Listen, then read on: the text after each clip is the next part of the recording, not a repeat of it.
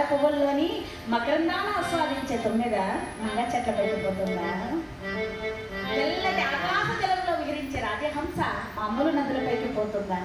మావి చిగురులు తినడానికి అలవాటు పడిన కోయిల కొడిసి చెట్లపైకి పోతుందా? నిండు పున్నగ నాటి వెన్నెలను ఆస్వాదించే చెక్కోరక మంచు కురుస్తుంటే అక్కడికి వెళుతుందా? అవ్వజోదని పాదార విందమయందు నిలిపినటువంటి నా చిత్తము అన్యమ చేరనేరుస్తుందా? వినుత గుణశీల మాటలు వేయి నేల అన్నారు. వీళ్ళన్నారు, ప్రహ్లాద నీకు చెప్పింది ఇదేనా? మేము నేర్పిందేమి? మీ తండ్రి దగ్గరికి వచ్చి నువ్వు వాగుతున్నదేమిటి అన్నారు. ఇంత కోపం గురువులపైకి వెళ్ళిపోయింది హిరణ్యకశ్యపుడికి.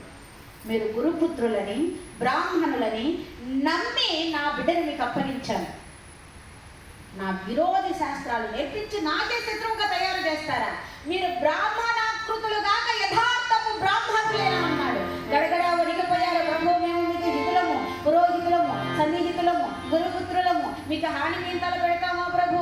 మీ కొడుకు మేము నేర్పలేదు ప్రభు అన్నారు. ఏరా గురువులు చెప్పక ఇంకెవరు చెప్పక ఎవరు చెప్పారా ఇవన్నీ అన్నారు.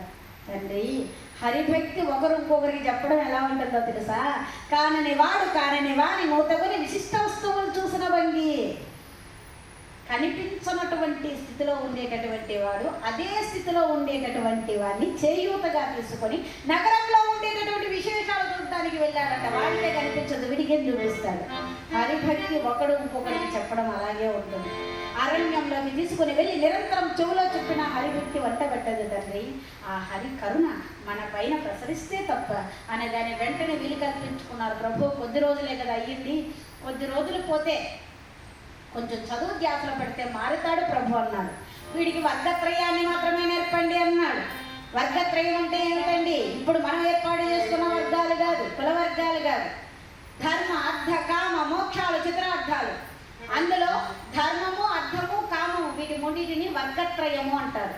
ఆ నాలుగోది మాత్రం వీడికి చెప్పకండి, ఈ మూడు మాత్రం వీడికి నేర్పండి, తీసుకెళ్ళండి అన్నారు. తీసుకెళ్ళారు. వాళ్ళు నేర్పుతున్నారు, వీడు నేర్చుకుంటున్నారు.